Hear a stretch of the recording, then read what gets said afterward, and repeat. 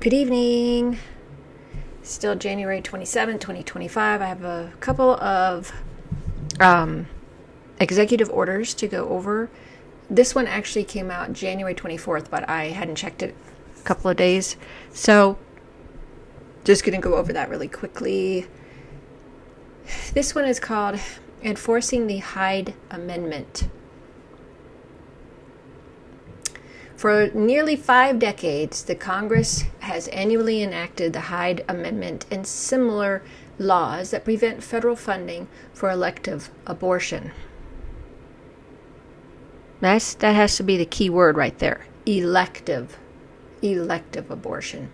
Reflecting a long-standing consensus that American taxpayers should not be forced to pay for that practice. So, however, the previous administration disregarded this established common sense policy by embedding forced taxpayer funding of elective abortions in a wide variety of federal programs. It is the policy of the United States, consistent with the Hyde Amendment, to end the forced use of federal taxpayer dollars to fund or promote elective abortion. So that's what this particular executive order is about. There's another one that's connected to that called Memorandum for the Secretary of State, the Secretary of Defense, the Secretary of Health and Human Services, the Administrator of the United States for International Development. This one talks about the Mexico City policy. So President Trump has revoked the presidential memorandum that was made by Biden January 28th, 2021, where all of these mentioned people in their positions had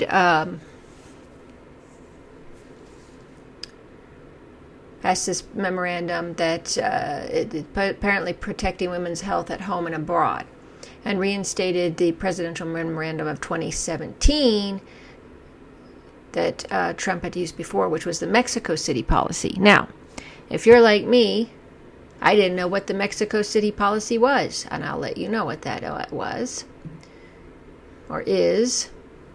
So the Mexico City policy, also known as the Global Gag Rule, is a policy that restricts foreign non-governmental organizations from receiving U.S. global health assistance if they perform or actively promote abortion as a method of family planning using any of their funds, including non-U.S. funds. So it was reinstated and expanded when Trump was in office in 2017. Biden revoked it, and then now Trump has put it back into place. So,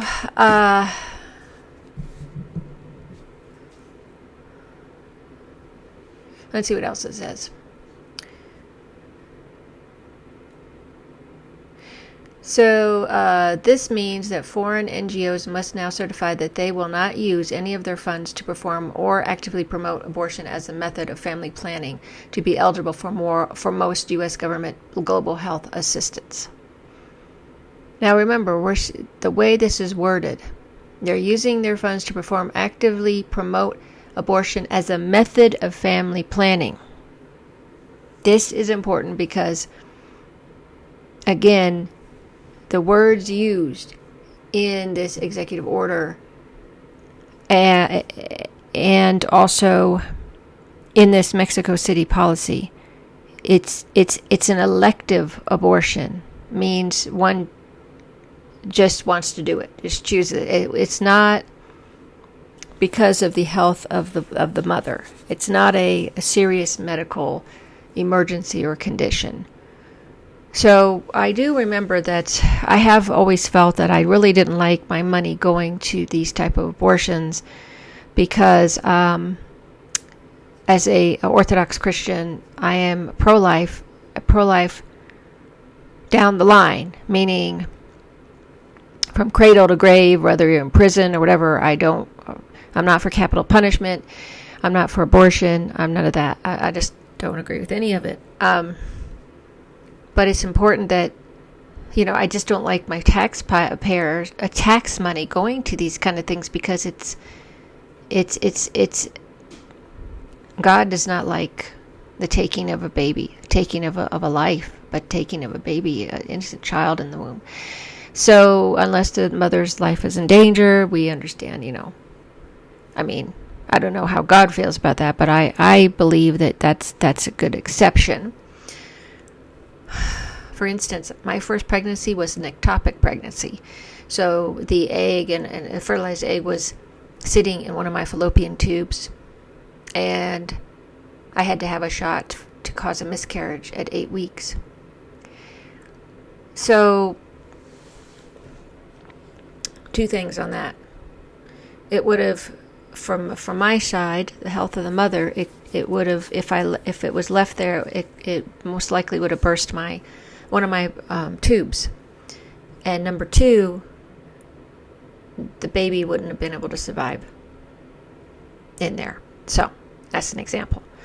Okay, so I agree that we shouldn't be paying for elective abortions, and I agree with this Mexico City policy. It goes right along with what Trump thinks about America First, not needing to do this globally in different places and international or other countries or whatever. It's just us, our money spent in this country.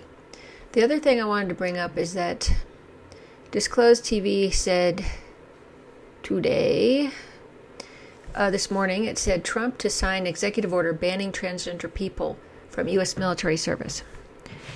This is another important thing. I saw this argument a few weeks back.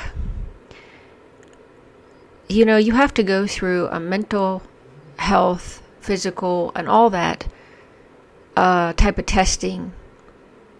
I mean, you're not automatically led into the military if you have any mental health issues,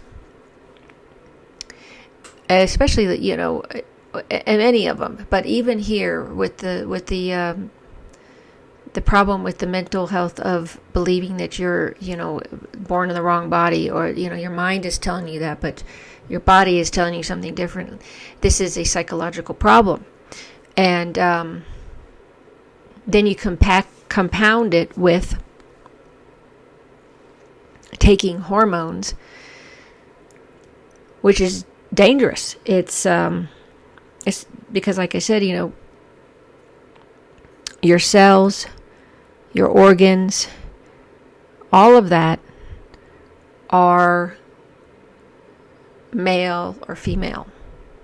And when you mix all that up, look, hormones alone with your regular hormones as a woman or a man can be a mess. I know that, you go through all these changes, puberty, pregnancy, delivering a baby. Every single time you have a baby, your body changes. I don't know if you knew that, but I've learned a lot on that. And the fact that when you go through menopause, you go through a lot of hormonal changes. And it's really tough. So that's on regular issues that are a problem, regular hormonal stuff you have to go through. But when you compound it with hormones that are for mostly male, or hormones that are mostly for female, that is a real problem. And the military it won't go for that. Let me just give you another example. My dad went into the military way back in the 60s, and he went to the Air Force, and he actually wanted to be a pilot, but his eyesight wasn't good enough. It wasn't 20/20. You have to have 20/20 eyesight to, at least at that time. I think it's still in place, but I'm just giving you an example. So he wasn't able to be a pilot. He ended up being a lawyer and a judge and in JAG, but not everybody gets in the military. Okay, and there's a lot of reasons why. You have to be mentally fit, you have to be physically fit in order to deal with the pressures, the traumas, the physical endurance, the physical grueling physical things you go through. So, makes sense to me that he is banning them, which I again, it's a distraction and it's not going to help the military members, and you can't have that kind of mental health issue having to worry about that in the military.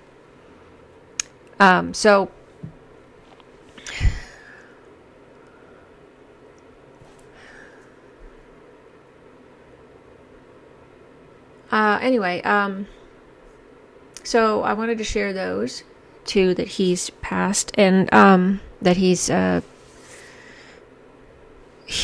put through executive action, executive orders.